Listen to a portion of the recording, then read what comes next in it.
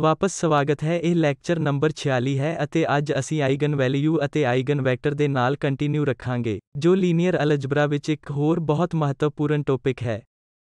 ਇਸ ਲਈ, ਅਸੀਂ ਇਹਨਾਂ ਆਈਗਨ ਵੈਲਿਊ ਅਤੇ ਆਈਗਨ ਵੈਕਟਰ ਦੀ ਜਾਣ ਪਛਾਣ ਅਤੇ ਉਹਨਾਂ ਦੀ ਜਿਓਮੈਟ੍ਰਿਕਲ ਇੰਟਰਪ੍ਰੀਟੇਸ਼ਨ ਨੂੰ ਵੀ ਦੇਖਾਂਗੇ। ਅਤੇ ਫਿਰ ਆਈਗਨ ਵੈਲਿਊ ਅਤੇ ਆਈਗਨ ਵੈਕਟਰ ਮੁਲਾਂਕਣ ਕਰਨ ਲਈ ਕੁਝ ਸਧਾਰਨ ਉਦਾਹਰਨਾਂ। ਇੱਥੇ ਇੱਕ ਮੈਟ੍ਰਿਕਸ ਦੇ ਆਈਗਨ ਵੈਲਿਊ ਅਤੇ ਆਈਗਨ ਵੈਕਟਰ ਕੀ ਹਨ? ਆਓ ਇਸ ਸਧਾਰਨ ਮੈਟ੍ਰਿਕਸ ਨੂੰ ਇੱਥੇ ਕੰਸੀਡਰ ਕਰੀਏ। ਇਸ 3-2 1 0 ਦੁਆਰਾ ਦਿੱਤਾ ਗਿਆ 2x2 ਮੈਟ੍ਰਿਕਸ। ਅਤੇ ਫਿਰ ਅਸੀਂ ਇਹਨਾਂ ਦੋ ਵੈਕਟਰਾਂ ਨੂੰ ਕੰਸੀਡਰ ਕਰਦੇ ਹਾਂ। ਇੱਕ ਇਹ u ਹੈ ਜੋ -1 0 ਹੈ ਅਤੇ ਦੂਜਾ 1 ਵੀ ਹੈ, ਜੋ 2 1 ਹੈ। ਅਤੇ ਇਸ ਨਾਲ, ਜੇਕਰ ਅਸੀਂ ਇਸ ਪ੍ਰੋਡਕਟ ਦੀ ਇੱਥੇ a ਅਤੇ u ਨੂੰ ਕੰਪਿਊਟ ਕਰਦੇ ਹਾਂ, ਇਸ ਲਈ ਇੱਥੇ ਸਾਡੇ ਕੋਲ ਇਹ ਹੈ ਅਤੇ ਫਿਰ ਸਾਡੇ ਕੋਲ ਇਹ u ਹੈ। ਇਸ ਲਈ ਇਹ ਪ੍ਰੋਡਕਟ -3 ਹੋਵੇਗਾ ਅਤੇ ਫਿਰ -2 ਜੋ -5 ਦੇਵੇਗਾ। ਅਤੇ ਫਿਰ ਇੱਥੇ -1 ਹੈ, ਇਸ ਲਈ ਦੂਜਾ ਕੰਪੋਨੈਂਟ -1 ਹੋਵੇਗਾ। ਇਸ ਲਈ ਸਾਡੇ ਕੋਲ ਇਹ ਨਤੀਜਾ -5 -1 ਹੈ। ਪਰ ਜੇਕਰ ਅਸੀਂ ਇਸ ਪ੍ਰੋਡਕਟ ਨੂੰ ਇਸ ਵੈਕਟਰ v ਨਾਲ ਕਰਦੇ ਹਾਂ, ਫਿਰ ਕੀ ਹੋਵੇਗਾ? ਇਸ ਲਈ a ਟਾਈਮਸ v ਹੁਣ। ਇਸ ਲਈ a ਅਤੇ a ਵੀ ਇੱਥੇ 2 1 ਹੈ। ਫਿਰ ਸਾਨੂੰ ਕੀ ਮਿਲੇਗਾ? ਤਾਂ ਇਹ 6 ਅਤੇ -2 4 ਅਤੇ ਫਿਰ ਇੱਥੇ ਅਸੀਂ 2 ਪ੍ਰਾਪਤ ਕਰਾਂਗੇ। ਇਸ ਲਈ, ਹੁਣ ਇਸ ਪ੍ਰੋਡਕਟ ਦਾ ਨਤੀਜਾ 4 2 ਹੈ। ਹੁਣ ਇੱਥੇ ਦਿਲਚਸਪ ਕੀ ਹੈ? ਇਹ 4 2 ਕੁਝ ਨਹੀਂ ਹੈ, ਪਰ ਇੱਥੇ ਵੈਕਟਰ ਦੇ 2 ਗੁਣਾ ਹਨ, 2 1। ਇਸ ਲਈ, ਅਸੀਂ ਹੁਣ ਕੀ ਦੇਖਦੇ ਹਾਂ? ਕਿ a ਟਾਈਮਸ v ਇਸ ਕੇਸ ਵਿੱਚ, ਇਹ 2 ਟਾਈਮਸ v ਹੈ। ਇਸ ਲਈ, ਇਹ ਪ੍ਰੋਡਕਟ ਇੱਥੇ a ਅਜੇ ਵੀ ਸਾਨੂੰ v ਦੇ ਰਿਹਾ ਹੈ, ਪਰ ਇਹ ਸਿਰਫ 2 ਟਾਈਮਸ ਹੈ। ਇੱਥੇ ਇੱਕ ਨੰਬਰ ਇਸ v ਦੇ ਸਾਹਮਣੇ ਆਇਆ ਹੈ। ਇਸ ਲਈ, ਇਸ ਵੈਕਟਰ ਦੀ ਲੈਂਥ ਜੋ ਇੱਥੇ ਵੀ ਸੀ ਮਲਟੀਪਲੀਕੇਸ਼ਨ ਤੋਂ ਬਾਅਦ ਇਹ ਵੱਧ ਗਈ ਹੈ, ਇਹ ਹੁਣ ਦੁੱਗਣੀ ਹੋ ਗਈ ਹੈ।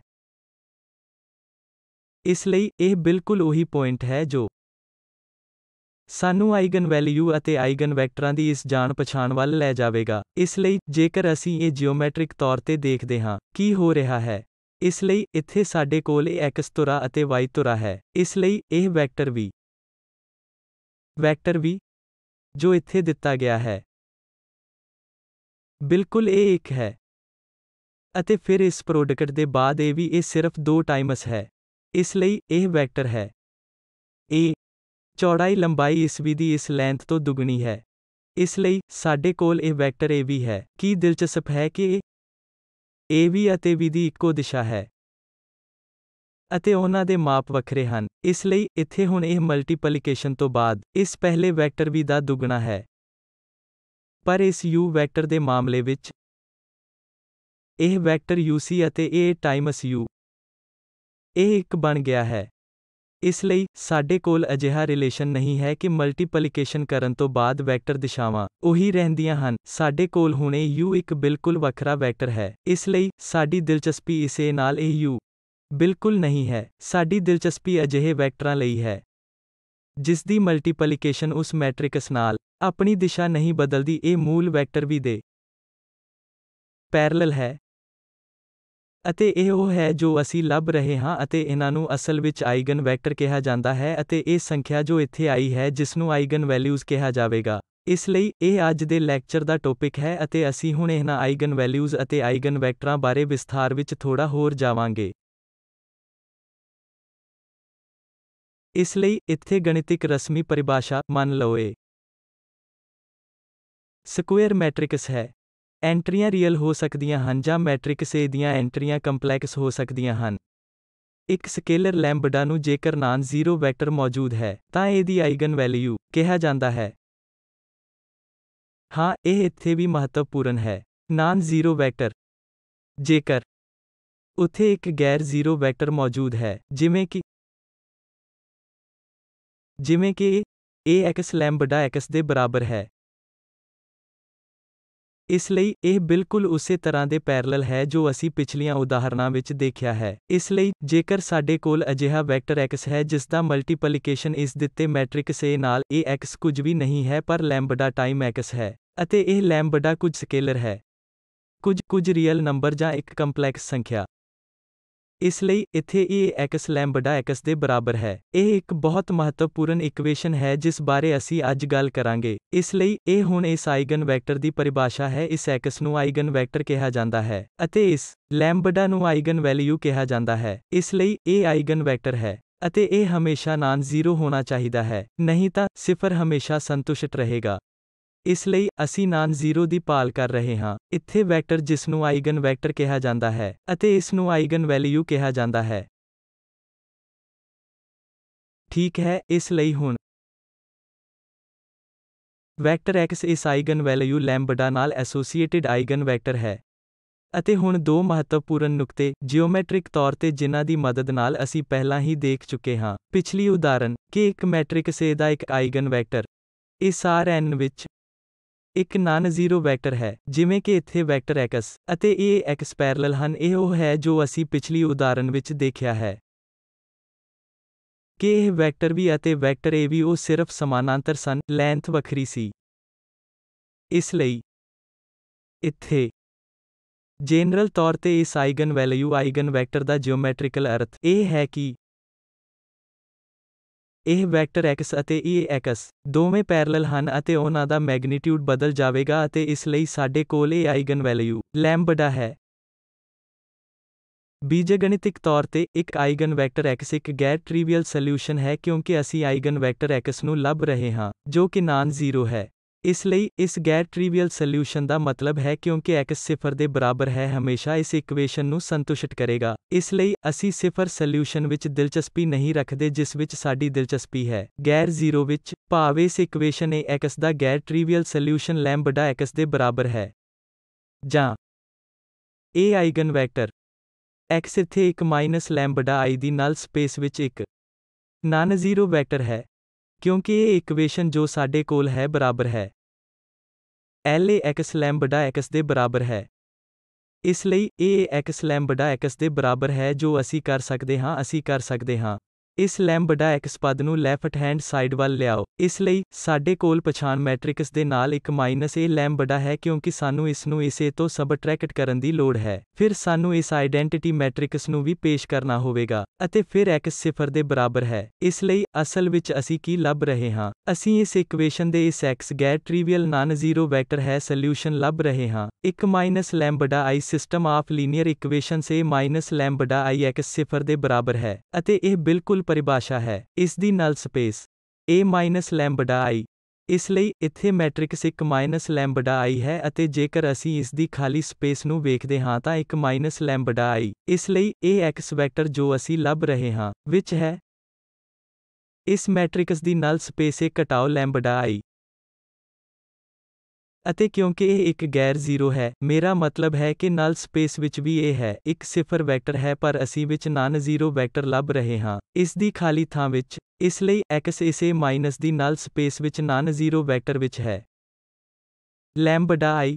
ਹੁਣ ਕੁਦਰਤੀ ਸਵਾਲ ਇਹ ਹੈ ਕਿ ਇਸ ਆਈਗਨ ਵੈਕਟਰ ਦੀ ਗਣਨਾ ਕਿਵੇਂ ਕੀਤੀ ਜਾਵੇ ਅਤੇ ਕਿਵੇਂ ਕੰਪਿਊਟ ਕੀਤਾ ਜਾਵੇ। ਆਈਗਨ ਵੈਲਿਊ ਇਸ ਨਾਲ ਐਸੋਸੀਏਟਿਡ ਮੈਟ੍ਰਿਕਸ ਦੇ ਨਾਲ ਆਰਡਰ n। ਇਸ ਲਈ ਆਈਗਨ ਵੈਲਿਊਜ਼ ਅਤੇ ਆਈਗਨ ਵੈਕਟਰਾਂ ਨੂੰ ਕਿਵੇਂ ਲੱਭਿਆ ਜਾਵੇ ਜਿਸ ਬਾਰੇ ਅਸੀਂ ਹੁਣ ਚਰਚਾ ਕਰਾਂਗੇ। ਇਸ ਲਈ ਇਸ ਸਮੀਕਰਨ ਨੂੰ ਇੱਕ ਮਾਈਨਸ ਲੈਂਬਡਾ I x ਬਰਾਬਰ ਸਿਫਰ ਕੰਸੀਡਰ ਕਰੋ ਜੋ ਕਿ ਇਹ x ਬਰਾਬਰ ਹੈ ਇਸ ਲੈਂਬਡਾ x ਇਕੁਏਸ਼ਨ ਇਸ ਰੂਪ ਵਿੱਚ ਲਿਖਿਆ ਗਿਆ ਹੈ।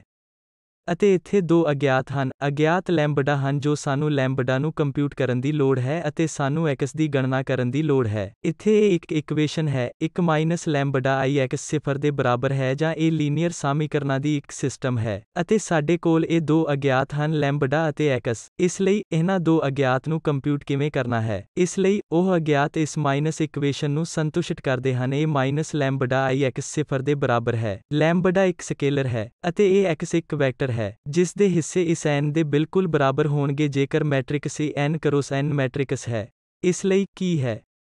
ਸਾਡੇ ਕੋਲ ਹੋਰ ਜਾਣਕਾਰੀ ਹੈ ਕਿ ਅਸੀਂ ਇਸ ਗੈਰ ਟ੍ਰੀਵੀਅਲ ਹੱਲ ਦੀ ਤਲਾਸ਼ ਕਰ ਰਹੇ ਹਾਂ x। ਇਸ ਲਈ ਇਸ equation A minus lambda I x ਦਾ ਇੱਕ ਨਾਨ ਟ੍ਰੀਵੀਅਲ ਸੋਲਿਊਸ਼ਨ ਹੈ ਜਿਸ ਦਾ ਅਸੀਂ ਪਹਿਲਾਂ ਹੀ ਪਿਛਲੇ ਲੈਕਚਰ ਵਿੱਚ ਅਧਿਐਨ ਕੀਤਾ ਹੈ। ਜੇਕਰ ਅਤੇ ਕੇਵਲ ਜੇਕਰ ਇਹ ਇਕੁਏਸ਼ਨ ਨੂੰ ਸੰਤੁਸ਼ਟ ਕਰਦਾ ਹੈ ਜੋ ਸਮੀਕਰਨ ਕਿ ਇਸ ਦਾ ਡਿਟਰਮੀਨੈਂਟ A ਮਾਈਨਸ ਲੈਂਬਡਾ I। ਜੇਕਰ ਇਹ ਡਿਟਰਮੀਨੈਂਟ ਸਿਫਰ ਹੈ ਤਦ ਸਾਡੇ ਕੋਲ ਇੱਕ ਗੈਰ ਟ੍ਰੀਵੀਅਲ ਸੋਲਿਊਸ਼ਨ ਹੋਵੇਗਾ ਜੇਕਰ ਡਿਟਰਮੀਨੈਂਟ 0 ਦੇ ਬਰਾਬਰ ਨਹੀਂ ਹੈ। ਫਿਰ ਇੱਕ ਯੂਨੀਕ ਸੋਲਿਊਸ਼ਨ ਹੋਵੇਗਾ ਅਤੇ ਉਹ ਟ੍ਰੀਵੀਅਲ ਹੱਲ ਹੋਵੇਗਾ ਭਾਵ ਇਹ x 0 ਹੋਵੇਗਾ। ਪਰ ਅਸੀਂ ਇੱਕ ਗੈਰ ਟ੍ਰੀਵੀਅਲ ਸੋਲਿਊਸ਼ਨ ਲੱਭ ਰਹੇ ਹਾਂ। ਇਸ ਇਕੁਏਸ਼ਨ ਦਾ ਇੱਕ ਘਟਾਓ ਲੈਂਬਡਾ i x 0 ਦੇ ਬਰਾਬਰ ਹੈ। ਅਤੇ ਉਸ ਸਥਿਤੀ ਵਿੱਚ ਸਾਡੀ ਇਹ ਕੰਡੀਸ਼ਨ ਹੈ ਕਿ ਇਸ ਦਾ ਡਿਟਰਮੀਨੈਂਟ ਇੱਕ ਮਾਈਨਸ ਲੈਂਬਡਾ i ਮੈਟ੍ਰਿਕਸ ਹੈ।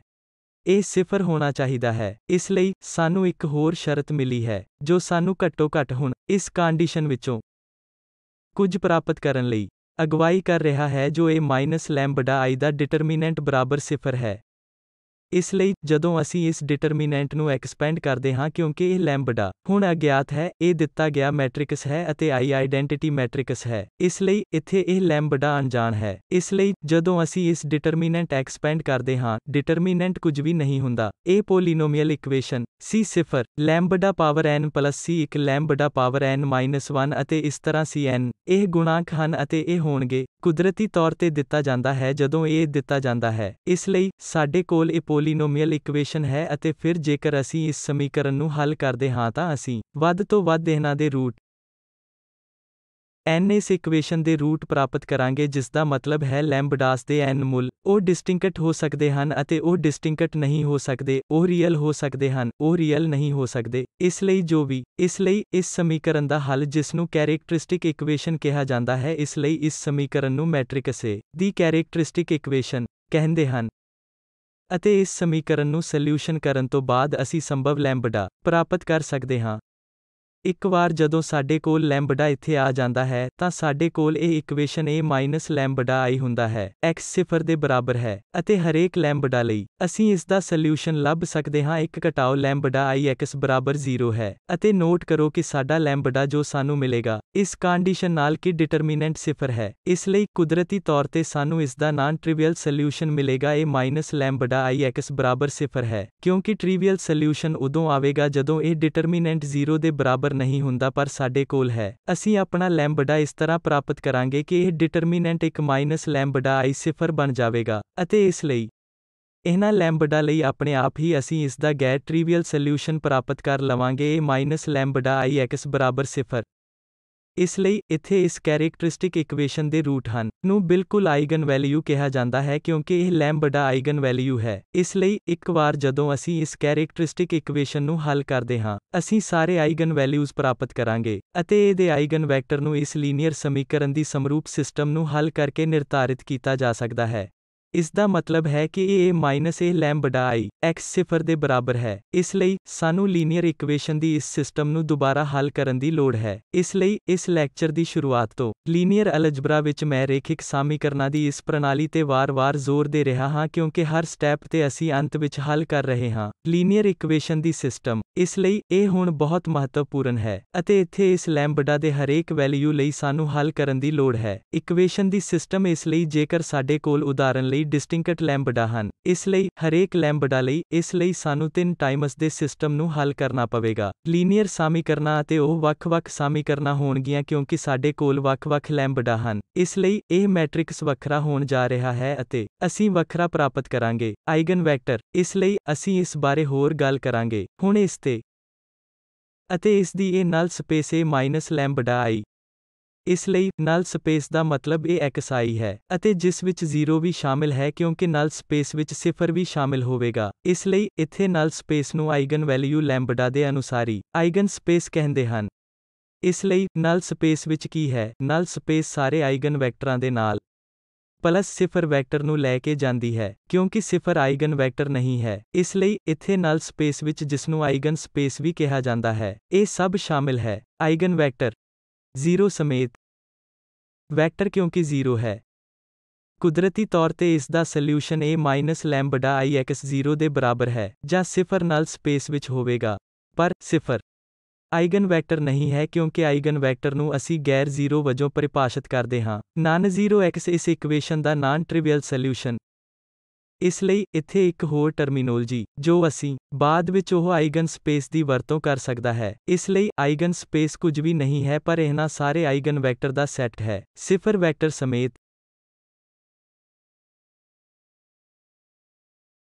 ਠੀਕ ਹੈ, ਤਾਂ ਚਲੋ ਸਮੱਸਿਆ ਨੰਬਰ 1 ਇੱਥੇ ਸਮੱਸਿਆ ਦੁਆਰਾ ਜਾਓ। ਇਹ ਇੱਕ ਬਹੁਤ ਹੀ ਸਧਾਰਨ ਉਦਾਹਰਨ ਤੇ ਇਸ ਮੈਟ੍ਰਿਕਸ A ਦੇ ਆਈਗਨ ਵੈਲਿਊਜ਼ ਅਤੇ ਆਈਗਨ ਵੈਕਟਰਾਂ ਦਾ ਪਤਾ ਲਗਾਉਣਾ ਹੈ ਜੋ 2 1 4 ਅਤੇ -2 ਦੇ ਬਰਾਬਰ ਹੈ। ਅਸੀਂ ਇਹਨਾਂ ਆਈਗਨ ਵੈਲਿਊਜ਼ ਅਤੇ ਆਈਗਨ ਵੈਕਟਰਾਂ ਦੇ ਮੁਲਾਂਕਣ ਨਾਲ ਸ਼ੁਰੂ ਕਰਦੇ ਹਾਂ। ਇਸ ਲਈ ਇੱਥੇ ਪਹਿਲਾਂ ਸਾਨੂੰ ਕੈਰੇਕਟਰਿਸਟਿਕ ਇਕੁਏਸ਼ਨ ਨੂੰ ਲਿਖਣਾ ਪਵੇਗਾ, ਅਤੇ ਸਾਨੂੰ ਆਈਗਨ ਵੈਲਿਊ ਨੂੰ ਲੱਭਣ ਲਈ ਹਮੇਸ਼ਾ ਕੈਰੇਕਟਰਿਸਟਿਕ ਇਕੁਏਸ਼ਨ ਨੂੰ ਹੱਲ ਕਰਨ ਦੀ ਲੋੜ ਹੁੰਦੀ ਹੈ, ਅਤੇ ਫਿਰ ਹਰੇਕ ਕੈਰੇਕਟਰਿਸਟਿਕ ਵੈਲਿਊ ਜਾਂ ਹਰੇਕ ਆਈਗਨ ਵੈਲਿਊ ਲਈ ਸਾਨੂੰ ਇਕੁਏਸ਼ਨ ਦੇ ਉਸ ਸਿਸਟਮ ਨੂੰ ਹੱਲ ਕਰਨਾ ਹੋਵੇਗਾ ਜੋ ਅਸੀਂ ਇਸ ਤਰੀਕੇ ਨਾਲ ਪ੍ਰਾਪਤ ਕਰਾਂਗੇ ਆਈਗਨ ਵੈਕਟਰ। ਇਸ ਲਈ ਇੱਥੇ ਕੈਰੇਕਟਰਿਸਟਿਕ ਸਮੀਕਰਨ ਇਸ ਦਾ ਡਿਟਰਮੀਨੈਂਟ ਹੈ A ਮਾਈਨਸ ਲੈਂਬਡਾ I। ਇਸ ਲਈ A ਮਾਈਨਸ ਲੈਂਬਡਾ I, ਇਸ ਦਾ ਮਤਲਬ ਹੈ ਇਸ ਲਈ ਆਈਗਨ ਵੈਲਿਊ ਕੁਝ ਵੀ ਨਹੀਂ ਪਰ ਇਸ ਕੈਰੇਕਟਰਿਸਟਿਕ ਇਕੁਏਸ਼ਨ ਦਾ ਇਹ ਸੋਲਿਊਸ਼ਨ। ਇਸ ਲਈ ਸਾਡੇ ਕੋਲ A ਮਾਈਨਸ ਲੈਂਬਡਾ I ਹੈ। ਇਸ ਲਈ ਇੱਥੇ A 2 1 ਅਤੇ ਇਹ 4 ਅਤੇ -1, ਅਤੇ ਫਿਰ ਸਾਡੇ ਕੋਲ ਇਹ ਲੈਂਬਡਾ I ਹੈ ਜੋ ਅੰਤ ਵਿੱਚ ਡਿਟਰਮੀਨੈਂਟ ਹੋਵੇਗਾ। ਇਸ ਲਈ ਲੈਂਬਡਾ I ਦਾ ਮਤਲਬ ਹੈ ਲੈਂਬਡਾ 0 ਅਤੇ ਲੈਂਬਡਾ ਇਹ ਹੈ ਲੈਂਬਡਾ ਦਾ ਪ੍ਰੋਡਕਟ ਅਤੇ ਇਹ ਆਈਡੈਂਟਿਟੀ ਮੈਟ੍ਰਿਕਸ ਅਤੇ ਇਸ ਨੂੰ ਅਸੀਂ ਹੁਣ ਇੱਥੇ ਡਿਟਰਮੀਨੈਂਟ ਹੱਲ ਕਰਨਾ ਚਾਹੁੰਦੇ ਹਾਂ। ਇਸ ਲਈ ਮੈਟ੍ਰਿਕਸ ਕੀ ਹੈ? ਇੱਥੇ ਮੈਟ੍ਰਿਕਸ 2 ਮਾਈਨਸ ਹੈ ਲੈਂਬਡਾ, ਅਤੇ ਫਿਰ ਸਾਡੇ ਕੋਲ ਇੱਥੇ 1 ਹੈ, ਅਤੇ ਇੱਥੇ ਸਾਡੇ ਕੋਲ 4 ਹਨ ਅਤੇ ਫਿਰ -1 ਅਤੇ ਮਾਈਨਸ ਲੈਂਬਡਾ। ਇਹ ਇੱਥੇ ਡਿਟਰਮੀਨੈਂਟ ਹੈ ਜੋ ਅਸੀਂ ਸਿੱਧੇ ਤੌਰ ਤੇ ਕਰ ਸਕਦੇ ਹਾਂ। ਅਸੀਂ ਇਸ ਦਿੱਤੇ ਗਏ ਮੈਟ੍ਰਿਕਸ A ਲਈ ਲਿਖ ਸਕਦੇ ਹਾਂ। ਇਸ ਲਈ A ਨੂੰ ਇਹ 2 1 ਅਤੇ 4 -1 ਦਿੱਤਾ ਗਿਆ ਸੀ। ਇਸ ਲਈ ਡਾਇਗੋਨਲ ਤੋਂ ਲੈਂਬਡਾ ਨੂੰ ਘਟਾਉਂਦੇ ਹੋਏ ਇਸ ਮੈਟ੍ਰਿਕਸ ਦਾ ਡਿਟਰਮੀਨੈਂਟ ਕੈਰੇਕਟਰਿਸਟਿਕ ਇਕੁਏਸ਼ਨ ਕਿਵੇਂ ਲਿਖਣਾ ਹੈ?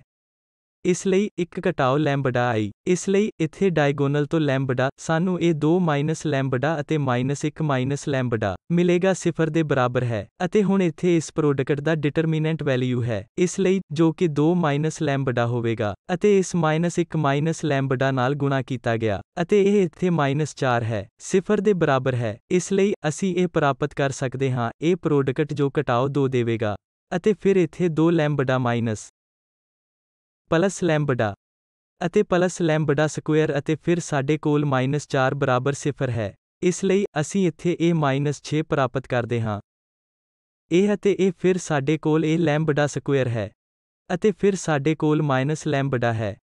ਇਸ ਲਈ ਇਹ ਕੈਰੇਕਟਰਿਸਟਿਕ ਇਕੁਏਸ਼ਨ ਹੈ ਜਿਸ ਨੂੰ ਅਸੀਂ ਇੱਥੇ ਆਸਾਨੀ ਨਾਲ ਫੈਕਟਰਾਈਜ਼ ਕਰ ਸਕਦੇ ਹਾਂ, ਅਤੇ ਉਹ ਹੈ ਲੈਂਬਡਾ -3 ਅਤੇ ਇਹ ਲੈਂਬਡਾ ਪਲਸ 2 0 ਦੇ ਬਰਾਬਰ ਹੈ। ਇਸ ਲਈ ਇਹ ਉਹ ਕੈਰੇਕਟਰਿਸਟਿਕ ਇਕੁਏਸ਼ਨ ਹੈ ਜਿਸ ਤੋਂ ਅਸੀਂ ਇਕੁਏਸ਼ਨ ਦੇ ਰੂਟ ਪ੍ਰਾਪਤ ਕਰ ਸਕਦੇ ਹਾਂ। ਇਸ ਲਈ ਇਹ ਉਹ ਹੈ ਜੋ ਇੱਥੇ ਲੈਂਬਡਾ -1 ਦਿੱਤਾ ਗਿਆ ਹੈ, ਅਤੇ ਲੈਂਬਡਾ ਪਲਸ 2 0 ਦੇ ਬਰਾਬਰ ਹੈ। ਇਸ ਲਈ ਇਹ ਇੱਥੇ ਸਾਡੀ ਕੈਰੇਕਟਰਿਸਟਿਕ ਇਕੁਏਸ਼ਨ ਹੈ, ਅਤੇ ਇਸ ਦਾ ਰੂਟ ਇਹ ਆਈਗਨ ਵੈਲਿਊ ਹੋਵੇਗਾ। ਇਸ ਲਈ ਸਾਡੀ ਆਈਗਨ ਵੈਲਿਊ ਇੱਥੇ ਇੱਕ ਆਈਗਨ ਵੈਲਿਊ ਹਨ ਜਿਸ ਨੂੰ ਅਸੀਂ ਲੈਂਬਡਾ 1 ਕਹਿ ਰਹੇ ਹਾਂ ਜੋ 1 3 ਹੈ, ਕਿਉਂਕਿ ਇਹ ਇਸ ਇਕੁਏਸ਼ਨ ਦਾ ਸੋਲਿਊਸ਼ਨ ਹੈ, ਅਤੇ ਇੱਕ ਹੋਰ ਆਈਗਨ ਵੈਲਿਊ ਲੈਂਬਡਾ 2 ਹੋਵੇਗੀ ਜੋ -2 ਹੈ।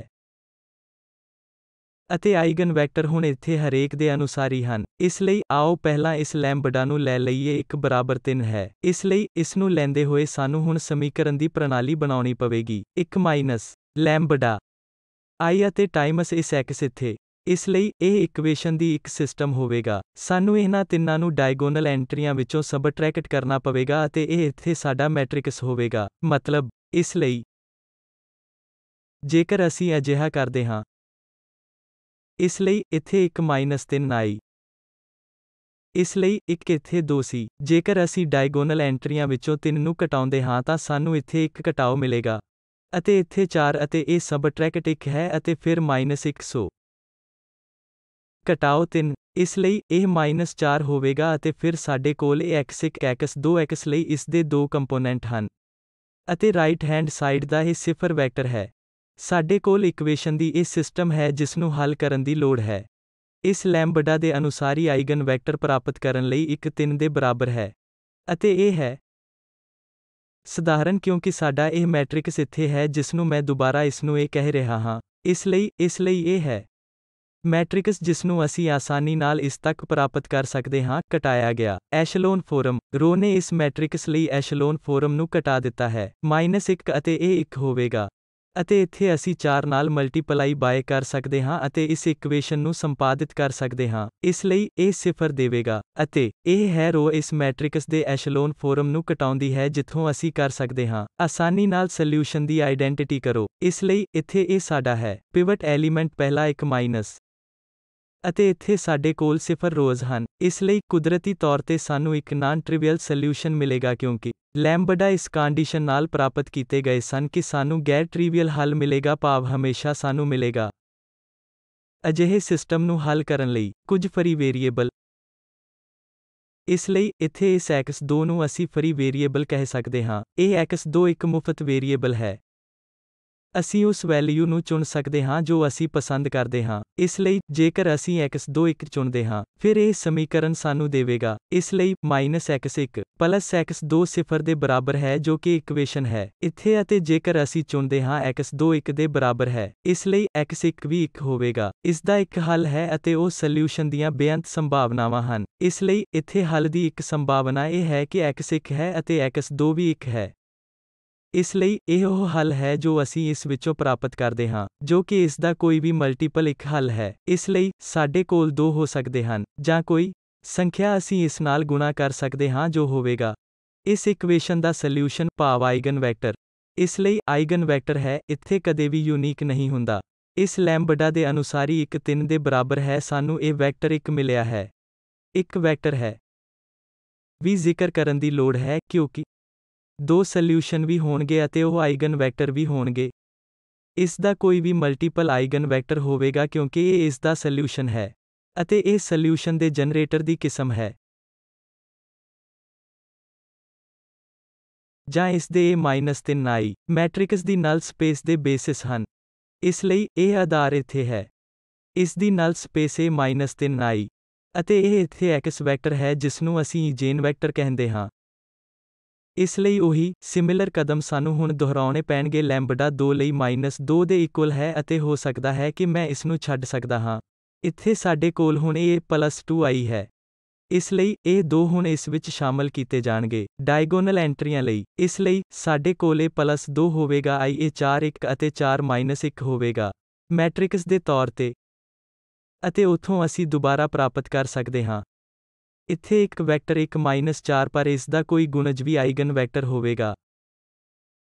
ਇਸ ਲਈ ਇਸ ਇਕੁਏਸ਼ਨ ਨੂੰ ਹੱਲ ਕਰਕੇ A+2ix 0 ਦੇ ਬਰਾਬਰ ਹੈ। ਸਾਨੂੰ ਇੱਥੇ ਇੱਕ ਹੋਰ ਵੈਕਟਰ ਮਿਲਿਆ ਹੈ ਜੋ 1 ਅਤੇ -4 ਹੈ, ਜੋ ਵੀ ਦਿਲਚਸਪ ਹੈ ਅਤੇ ਅਸੀਂ ਇਸ ਨੂੰ ਬਾਅਦ ਵਿੱਚ ਨੋਟ ਕਰਾਂਗੇ। ਇੱਥੇ 2 ਵੱਖ-ਵੱਖ ਆਈਗਨ ਵੈਲਿਊ ਸਨ 3 ਅਤੇ -2। ਅਤੇ ਇੱਥੇ ਆਈਗਨ ਵੈਕਟਰਾਂ 1 ਜਾਂ ਇਸ 1 ਅਤੇ 1 4 ਦਾ ਕੋਈ ਵੀ ਗੁਣਜ ਹੈ। ਅਸੀਂ ਕਿਸ ਦੀ ਜਾਂਚ ਵੀ ਕਰ ਸਕਦੇ ਹਾਂ ਅਤੇ ਇਹਨਾਂ 2 ਵੈਕਟਰਾਂ ਦੇ ਮਾਮਲੇ ਵਿੱਚ ਅਸੀਂ ਇੱਥੇ ਆਸਾਨੀ ਨਾਲ ਦੇਖ ਸਕਦੇ ਹਾਂ ਕਿ ਇਹ ਦੋਵੇਂ ਲੀਨੀਅਰਲੀ ਹਨ ਇੰਡੀਪੈਂਡੈਂਟ ਵੈਕਟਰ। ਅਸੀਂ ਲੈਂਬਡਾ 1 ਟਾਈਮਸ A1 ਅਤੇ ਫਿਰ ਲੈਂਬਡਾ 2 ਵਾਂਗ ਨਹੀਂ ਹੋ ਸਕਦੇ। ਇਸ ਨੂੰ 1 4 ਗੁਣਾ।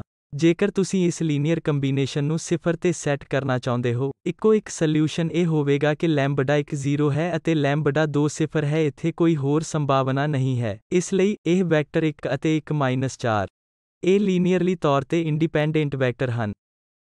ਅਤੇ ਬਾਅਦ ਵਿੱਚ ਸਿਧਾਂਤਕ ਵਿੱਚ ਨਤੀਜਾ ਇਹ ਵੀ ਦੇਖਾਂਗੇ ਕਿ ਜਦੋਂ ਵੀ ਸਾਡੇ ਕੋਲ 2 ਵੱਖ-ਵੱਖ ਹੋਣਗੇ ਜਾਂ ਨਿਰਪੇਖ ਆਈਗਨ ਵੈਲਿਊਜ਼, ਫਿਰ ਆਈਗਨ ਵੈਕਟਰਾਂ ਦੇ ਅਨੁਸਾਰੀ ਲੀਨੀਅਰਲੀ ਤੌਰ ਤੇ ਇੰਡੀਪੈਂਡੈਂਟ ਹੋਣਗੇ, ਜਿਸ ਦਾ ਅਸੀਂ ਸਿਧਾਂਤਕ ਤੌਰ ਤੇ ਪ੍ਰੂਫ ਦੇ ਸਕਦੇ ਹਾਂ। ਅਸੀਂ ਅਸਲ ਵਿੱਚ ਸਾਬਤ ਕਰਾਂਗੇ ਵਿੱਚ ਭਵਿੱਖ ਦੇ ਲੈਕਚਰ। ਇੱਥੇ ਇਹ ਉਹ 2 ਆਈਗਨ ਵੈਕਟਰ ਹਨ ਜਿਨ੍ਹਾਂ ਦਾ ਅਸੀਂ ਆਸਾਨੀ ਨਾਲ ਮੁਲਾਂਕਣ ਕੀਤਾ ਹੈ, ਹਰੇਕ ਆਈਗਨ ਵੈਲਿਊ ਦੇ ਅਨੁਸਾਰੀ। ਇਸ ਲਈ ਇੱਥੇ ਇੱਕ ਹੋਰ ਉਦਾਹਰਨ A ਦੀ ਆਈਗਨ ਵੈਲਿਊ ਅਤੇ A ਆਈਗਨ ਵੈਕਟਰ ਲੱਭੋ ਜੋ ਕਿ ਇੱਥੇ ਦੁਬਾਰਾ ਦਿੱਤਾ ਗਿਆ ਹੈ। ਬਹੁਤ ਹੀ ਸਰਲ ਮੈਟ੍ਰਿਕਸ ਅਸੀਂ ਸਿਰਫ 1 ਅਤੇ 0 -1 ਦੇ ਪ੍ਰਦਰਸ਼ਨ ਲਈ ਲਿਆ ਹੈ। ਇਸ ਲਈ ਜੇਕਰ ਅਸੀਂ ਕੈਰੇਕਟਰਿਸਟਿਕ ਇਕੁਏਸ਼ਨ ਨੂੰ ਲਿਖਦੇ ਹਾਂ ਤਾਂ ਇਹ ਹੋਵੇਗਾ। ਇਹ ਲੈਂਬਡਾ i ਬਰਾਬਰ 0 ਹੈ। ਇਸ ਦਾ ਮਤਲਬ ਹੈ ਕਿ ਅਸੀਂ ਇੱਥੇ ਸਬਟਰੈਕਟ ਡਾਇਗੋਨਲ ਐਂਟਰੀਆਂ ਲੈਂਬਡਾ ਤੋਂ ਸਬਟਰੈਕਟ ਕਰਾਂਗੇ। ਇਸ ਲਈ ਇਹ ਹੋਵੇਗਾ ਉਹ 1 ਲੈਂਬਡਾ 1 0 ਹੋਵੇਗਾ ਅਤੇ ਇਹ 1 ਲੈਂਬਡਾ 0 ਦੇ ਬਰਾਬਰ ਹੈ। ਇਸ ਲਈ ਜੋ ਕਿ ਪ੍ਰੋਡਕਟ ਇੱਥੇ 1 ਲੈਂਬਡਾ ਸਕੁਏਅਰ ਕੈਰੇਕਟਰਿਸਟਿਕ ਇਕੁਏਸ਼ਨ ਹੈ, ਅਤੇ ਉਹਨਾਂ ਦੇ ਰੂਟ ਫਿਰ ਲੈਂਬਡਾ 1 ਹੋਣਗੇ। ਇਸ ਲਈ ਇੱਥੇ ਕੈਰੇਕਟਰਿਸਟਿਕ ਇਕੁਏਸ਼ਨ 1 ਮਾਈਨਸ ਲੈਂਬਡਾ ਆ ਰਿਹਾ ਹੈ। ਹੋਲ ਸਕੁਏਅਰ 0 ਦੇ ਬਰਾਬਰ ਹੈ। ਇਸ ਲਈ ਕੈਰੇਕਟਰਿਸਟਿਕ ਇਕੁਏਸ਼ਨ ਦੇ ਦੋ ਰੂਟ ਹਨ। ਅਤੇ ਇਹ ਦੋ ਰੂਟ ਲੈਂਬਡਾ 1 ਬਰਾਬਰ 1 ਅਤੇ ਲੈਂਬਡਾ 2 ਵੀ 1 ਹੈ। ਇਸ ਲਈ ਇਹ ਦੁਹਰਾਇਆ ਰੂਟ ਹੈ ਜੋ ਸਾਡੇ ਕੋਲ ਦੁਹਰਾਇਆ ਗਿਆ ਰੂਟ ਹੈ। ਸਿਰਫ ਇਹ ਇੱਕ ਆਈਗਨ ਵੈਲਿਊ ਜੋ 2 ਟਾਈਮਸ ਦੁਹਰਾਈ ਜਾਂਦੀ ਹੈ। ਅਤੇ ਹੁਣ ਇਸ ਆਈਗਨ ਵੈਲਿਊ ਦੇ ਅਨੁਸਾਰੀ ਸਾਨੂੰ ਆਈਗਨ ਵੈਕਟਰ ਕੰਪਿਊਟ ਕਰਨ ਦੀ ਲੋੜ ਹੈ। ਇਸ ਲਈ ਇਸ ਨਾਲ ਸੰਬੰਧਿਤ ਆਈਗਨ ਵੈਕਟਰ ਇਹਨਾਂ ਮੁੱਲਾਂ ਦੇ ਅਨੁਸਾਰੀ ਇੱਥੇ ਇੱਕ ਅਸੀਂ ਦੁਬਾਰਾ ਲੀਨੀਅਰ ਇਕੁਏਸ਼ਨ ਸਿਸਟਮ ਬਣਾ ਸਕਦੇ ਹਾਂ ਜੋ ਕਿ ਹੈ A ਮਾਈਨਸ ਇਸ ਨੂੰ 1 ਲੈਂਬਡਾ ਗੁਣਾ 1 ਟਾਈਮਸ। ਇਸ ਲਈ ਲੈਂਬਡਾ ਇੱਥੇ 1 ਹੈ। ਇਸ ਲਈ A ਮਾਈਨਸ 1 x 0 ਦੇ ਬਰਾਬਰ ਹੈ। ਇਸ ਲਈ ਇਕੁਏਸ਼ਨ ਦੀ ਇਹ ਪ੍ਰਣਾਲੀ ਸਾਨੂੰ ਹੁਣ ਹੱਲ ਕਰਨੀ ਪਵੇਗੀ ਅਤੇ ਇਹ ਸਿਸਟਮ ਹੁਣ A ਮਾਈਨਸ 1 ਹੈ। ਇਸ ਲਈ ਇੱਥੇ 1 ਹੋਵੇਗਾ। ਡਾਇਗੋਨਲ ਐਂਟਰੀਆਂ ਤੋਂ ਘਟਾਇਆ ਗਿਆ ਅਤੇ ਅਸੀਂ ਕੀ ਪ੍ਰਾਪਤ ਕਰਾਂਗੇ? ਇਸ ਲਈ ਮੈਨੂੰ ਇੱਥੇ ਪਹਿਲਾਂ ਦੇਖਣ ਦਿਓ। ਇਸ ਲਈ ਸਾਡਾ ਮੈਟ੍ਰਿਕਸ ਹੋਵੇਗਾ ਹੁਣ 0 ਅਤੇ 1 ਅਤੇ 0 ਅਤੇ ਫਿਰ ਇੱਥੇ ਵੀ 0। ਇਹ ਸਾਡੀ ਇਕੁਏਸ਼ਨ ਸਿਸਟਮ ਹੈ। x1 x2 ਅਤੇ ਇਸ 0 ਦੇ ਰਾਈਟ ਹੈਂਡ ਸਾਈਡ ਵੈਕਟਰ ਦੇ ਬਰਾਬਰ ਹੈ। ਇਸ ਲਈ ਇਹ ਪਹਿਲਾਂ ਤੋਂ ਹੀ ਰੋ ਘਟਾਇਆ ਗਿਆ ਐਸ਼ਲੋਨ ਫਾਰਮ ਹੈ ਅਤੇ ਸਾਡੇ ਕੋਲ ਇੱਥੇ ਇਹ ਪਿਵਟ ਐਲੀਮੈਂਟ ਹੈ ਜਿਸ ਦਾ ਮਤਲਬ ਇਹ ਹੈ x2 ਇੱਕ ਫਰੀ ਵੇਰੀਏਬਲ ਨਹੀਂ ਹੈ ਪਰ ਇੱਥੇ ਇਹ x1 ਹੈ। ਕਿਉਂਕਿ ਪਹਿਲਾ ਕਾਲਮ ਵਿੱਚ ਇੱਕ ਪਿਵਟ ਐਲੀਮੈਂਟ ਨਹੀਂ ਹੈ ਇਸ ਲਈ ਇਸ ਨੂੰ ਅਸੀਂ ਫਰੀ ਵੇਰੀਏਬਲ ਕਹਿੰਦੇ ਹਾਂ। ਅਤੇ ਇਹ ਮੁਫਤ ਵੇਰੀਏਬਲ ਅਸੀਂ ਆਪਣੀ ਪਸੰਦ ਦਾ ਕੋਈ ਵੀ ਵੈਲਿਊ ਨਿਰਧਾਰਤ ਕਰ ਸਕਦੇ ਹਾਂ। ਇਸ ਲਈ ਇਹ x1 ਅਸੀਂ ਉਦਾਹਰਨ ਲਈ ਕੁਝ ਅਲਫਾ ਨਿਰਧਾਰਤ ਕਰ ਰਹੇ ਹਾਂ ਅਤੇ ਇਹ x2 ਇਕੁਏਸ਼ਨ ਜੋ ਪਹਿਲਾਂ ਹੀ ਹੈ। ਪਹਿਲੀ ਇਕੁਏਸ਼ਨ ਤੋਂ ਦਿੱਤਾ ਗਿਆ ਹੈ ਕਿ x2 0 ਹੈ। ਇਸ ਲਈ ਸਾਡੀ ਇਸ ਅਲਫਾ ਤੇ ਡਿਪੈਂਡੈਂਸੀ ਵੀ ਨਹੀਂ ਹੈ। x2 ਹਮੇਸ਼ਾ 0 ਹੁੰਦਾ ਹੈ। ਅਸੀਂ ਜੋ ਵੀ ਅਲਫਾ ਲੈਂਦੇ ਹਾਂ ਉਹ ਹੈ। ਸਾਡੇ ਕੋਲ ਹੁਣ ਜੋ ਆਜ਼ਾਦੀ ਹੈ। ਇਸ ਲਈ ਇਸ ਦਾ ਸਾਡਾ ਸੋਲੂਸ਼ਨ ਇਕੁਏਸ਼ਨ ਦਾ ਸਿਸਟਮ x1 ਅਤੇ x2 ਹੈ। ਇਹ ਅਲਫਾ ਅਤੇ ਇਹ 1 0 ਕੋਈ ਵੀ ਅਲਫਾ ਅਸੀਂ ਕਰ ਸਕਦੇ ਹਾਂ। ਅਸੀਂ ਇੱਥੇ ਬੇਸ਼ੱਕ ਚੁਣ ਸਕਦੇ ਹਾਂ ਅਤੇ ਇਹ ਸੋਲੂਸ਼ਨ ਹੈ। ਇਸ ਲਈ ਇਹ 1 0 ਹੈ। ਹੱਲ ਲਈ ਇੱਥੇ ਜਨਰੇਟਰ ਹੈ ਅਤੇ ਹੁਣ ਸਾਡੇ ਕੋਲ ਇਹ ਹੈ ਕਿ ਇਹ 1 0 1 ਹੈ। 1 ਦੇ ਅਨੁਸਾਰੀ ਆਈਗਨ ਵੈਕਟਰਾਂ ਵਿੱਚੋਂ 1 ਹੈ ਅਤੇ ਇਸ ਦਾ ਕੋਈ ਵੀ ਮਲਟੀਪਲ ਵੀ ਆਈਗਨ ਵੈਕਟਰ ਹੋਵੇਗਾ। ਇਸ ਲਈ ਇੱਥੇ ਅਸੀਂ ਦੇਖਿਆ ਹੈ ਕਿ ਦੋ ਵੱਖ-ਵੱਖ ਆਈਗਨ ਵੈਲਿਊਜ਼ ਸਨ ਪਰ ਸਾਨੂੰ ਸਿਰਫ ਇੱਕ ਆਈਗਨ ਵੈਕਟਰ ਮਿਲਦਾ ਹੈ। ਇਸ ਲਈ ਇਹ ਵੀ ਸੰਭਵ ਹੈ ਕਿ ਜਿਸ ਨੂੰ ਇੱਥੇ ਇਸ ਸਧਾਰਨ ਉਦਾਹਰਨ ਦੀ ਮਦਦ ਨਾਲ ਦੇਖਿਆ ਜਾ ਸਕਦਾ ਹੈ। ਇਸ ਬਾਰੇ ਹੋਰ ਗੱਲ ਕੀਤੀ ਜਾਵੇਗੀ ਬਾਅਦ ਵਿੱਚ ਇਹ ਕਿ ਇਸ ਇੱਕ ਆਈਗਨ ਵੈਕਟਰ ਦੇ ਅਨੁਸਾਰੀ ਮੇਲ ਖਾਂਦੀਆਂ ਸੰਭਾਵਨਾਵਾਂ ਕੀ ਹਨ ਕਿ ਕਿੰਨੇ ਆਈਗਨ ਵੈਕਟਰ ਸੰਭਵ ਹਨ ਅਤੇ ਹੋਰ ਵੀ। ਇਸ ਲਈ ਇੱਕ ਕੇਲੀ ਹੈਮਿਲਟਨ ਥਿਓਰਮ ਹੈ ਜੋ ਕਹਿੰਦਾ ਹੈ ਕਿ ਹਰ ਸਕੁਏਅਰ ਮੈਟ੍ਰਿਕਸ ਆਪਣੀ ਕੈਰੇਕਟਰਿਸਟਿਕ ਇਕੁਏਸ਼ਨ ਨੂੰ ਪੂਰਾ ਕਰਦਾ ਹੈ। ਇਹ ਇੱਕ ਹੋਰ ਹੈ ਨਤੀਜਾ ਜੋ ਸਿੱਧੇ ਤੌਰ ਤੇ ਕੈਰੇਕਟਰਿਸਟਿਕ ਇਕੁਏਸ਼ਨ ਤੋਂ ਆਉਂਦਾ ਹੈ ਕਿ ਹਰੇਕ ਸਕੁਏਅਰ ਮੈਟ੍ਰਿਕਸ ਆਪਣੀ ਕੈਰੇਕਟਰਿਸਟਿਕ ਇਕੁਏਸ਼ਨ ਨੂੰ ਪੂਰਾ ਕਰਦਾ ਹੈ। ਇਸ ਲਈ ਅਸੀਂ ਜਾਣਦੇ ਹਾਂ ਕਿ ਕਿਹੜੀ ਕੈਰੇਕਟਰਿਸਟਿਕ ਇਕੁਏਸ਼ਨ ਹੈ ਜੋ ਕਿ ਇਸ A ਮਾਈਨਸ ਲੈਂਬਡਾ i ਦਾ ਡਿਟਰਮੀਨੈਂਟ ਹੈ ਮਤਲਬ ਇਸ ਤਰ੍ਹਾਂ ਦੀ ਪੋਲੀਨੋਮੀਅਲ ਸਮੀਕਰਨ ਕੈਰੇਕਟਰਿਸਟਿਕ ਇਕੁਏਸ਼ਨ ਹੈ। ਅਤੇ ਇਹ ਨਤੀਜਾ ਕਹਿੰਦਾ ਹੈ ਕਿ ਅਸੀਂ ਇਸ ਪ੍ਰੂਫ ਨੂੰ ਨਹੀਂ ਸਮਝਾਂਗੇ ਕਿ ਇਹ ਮੈਟ੍ਰਿਕਸ ਆਪਣੇ ਆਪ ਇਸ ਕੈਰੇਕਟਰਿਸਟਿਕ ਇਕੁਏਸ਼ਨ ਨੂੰ ਸੰਤੁਸ਼ਟ ਕਰੇਗਾ ਜਿਸ ਦਾ ਮਤਲਬ ਹੈ ਕਿ ਜੇ ਲੈਂਬਡਾ ਦੀ ਬਜਾਏ ਜੇਕਰ ਅਸੀਂ ਇਸ ਨੂੰ A ਨਾਲ ਬਦਲਦੇ ਹਾਂ।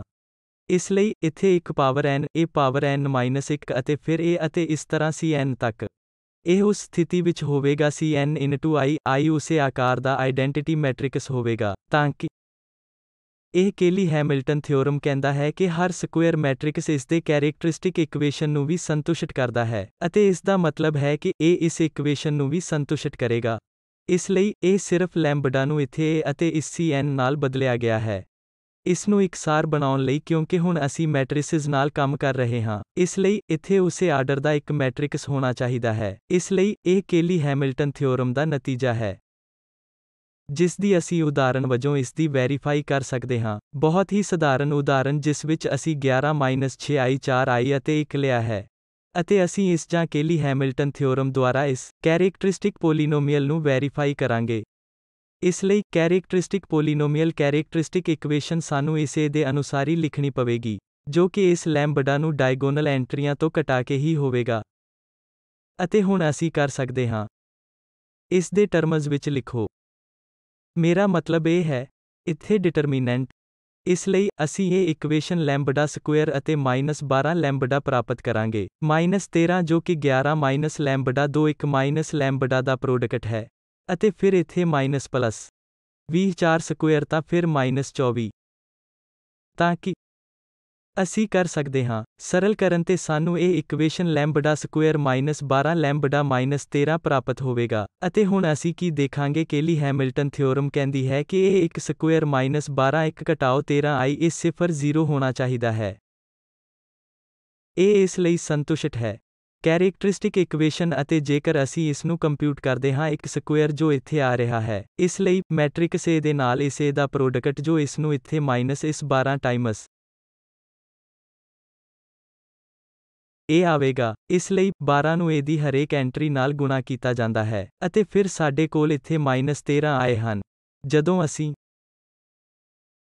ਅਸੀਂ ਇਸ 1 ਨੂੰ ਨਿਰਧਾਰਤ ਕਰਦੇ ਹਾਂ ਤਾਂ ਇੱਥੇ ਇਹ ਘਟਾਓ। ਇਸ ਲਈ ਇਹ 2 ਜੋੜ ਦਿੱਤੇ ਜਾਣਗੇ ਅਤੇ ਇਹ ਘਟਾਇਆ ਜਾਵੇਗਾ ਕਿ ਅਸੀਂ ਅਸਲ ਵਿੱਚ ਸਿਫਰ ਮੈਟ੍ਰਿਕਸ ਪ੍ਰਾਪਤ ਕਰ ਰਹੇ ਹਾਂ। ਅਤੇ ਇਹ ਕੇਲੀ ਹੈਮਿਲਟਨ ਥਿਓਰਮ ਦੀ ਕੈਰੇਕਟਰਿਸਟਿਕ ਇਕੁਏਸ਼ਨ ਦੱਸਦੀ ਹੈ ਕਿ ਹਰ ਸਕੁਏਅਰ ਮੈਟ੍ਰਿਕਸ ਆਪਣੀ ਕੈਰੇਕਟਰਿਸਟਿਕ ਇਕੁਏਸ਼ਨ ਨੂੰ ਪੂਰਾ ਕਰਦਾ ਹੈ। ਇਸ ਲਈ ਅਸੀਂ ਹੁਣੇ ਇੱਥੇ ਲੈਂਬਡਾ ਨੂੰ ਇਸ A ਨਾਲ ਬਦਲ ਦਿੱਤਾ ਹੈ ਅਤੇ ਫਿਰ ਅਸੀਂ ਦੇਖਿਆ ਹੈ ਕਿ 0 ਦੀ ਬਜਾਏ ਇਹ ਸੱਜੇ ਪਾਸੇ ਸਾਨੂੰ ਸਿਫਰ ਮੈਟ੍ਰਿਕਸ ਮਿਲਿਆ ਹੈ। ਇਸ ਲਈ ਕੇਲੀ ਹੈਮਿਲਟਨ ਥਿਓਰਮ ਇਹੀ ਹੈ ਇਸ ਕੇਲੀ ਹੈਮਿਲਟਨ ਥਿਓਰਮ ਦੀ ਹੋਰ ਵਰਤੋਂ ਅਸੀਂ ਇਸ ਉਦਾਹਰਣ ਤੋਂ ਜਲਦੀ ਦੇਖ ਸਕਦੇ ਹਾਂ। ਅਸੀਂ ਇਸ ਨੂੰ ਉਲਟ ਸਾਬਤ ਕਰਨ ਲਈ ਇਸ ਕੇਲੀ ਹੈਮਿਲਟਨ ਇਨਵਰਸ ਦੀ ਵਰਤੋਂ ਕਰ ਸਕਦੇ ਹਾਂ। ਇਸ ਲਈ ਦੁਬਾਰਾ ਇੱਕ ਬਹੁਤ ਹੀ ਸਧਾਰਨ ਉਦਾਹਰਣ ਅਸੀਂ ਇਸ ਨਾਲ ਸ਼ੁਰੂ ਕੀਤਾ ਹੈ A ਬਰਾਬਰ 2 4 ਅਤੇ 3 5। ਜੇਕਰ ਅਸੀਂ ਇਸ ਦੇ ਕੈਰੇਕਟਰਿਸਟਿਕ ਇਕੁਏਸ਼ਨ ਨੂੰ ਲਿਖਦੇ ਹਾਂ, ਇਸ ਲਈ ਦੁਬਾਰਾ ਇਸ ਲੈਂਬਡਾ ਨੂੰ ਡਾਇਗੋਨਲ ਤੋਂ ਘਟਾਇਆ ਜਾਂਦਾ ਹੈ ਅਤੇ ਅਸੀਂ ਇਸ ਡਿਟਰਮੀਨੈਂਟ ਨੂੰ ਸਰਲ ਬਣਾ ਸਕਦੇ ਹਾਂ। ਅਸੀਂ ਇਹ ਲੈਂਬਡਾ ਸਕੁਏਅਰ -7 ਲੈਂਬਡਾ ਘਟਾਓ 2 ਬਰਾਬਰ 0 ਪ੍ਰਾਪਤ ਕਰਾਂਗੇ ਜੋ ਕੈਰੇਕਟਰਿਸਟਿਕ ਇਕੁਏਸ਼ਨ ਹੋਵੇਗਾ। ਅਤੇ ਕੇਲੀ ਹੈਮਿਲਟਨ ਥਿਓਰਮ ਦੁਆਰਾ ਅਸੀਂ ਜਾਣਦੇ ਹਾਂ ਕਿ ਇਹ 1 ਸਕੁਏਅਰ ਹੈ। -7i 2i 0 ਦੇ ਬਰਾਬਰ ਹੋਵੇਗਾ।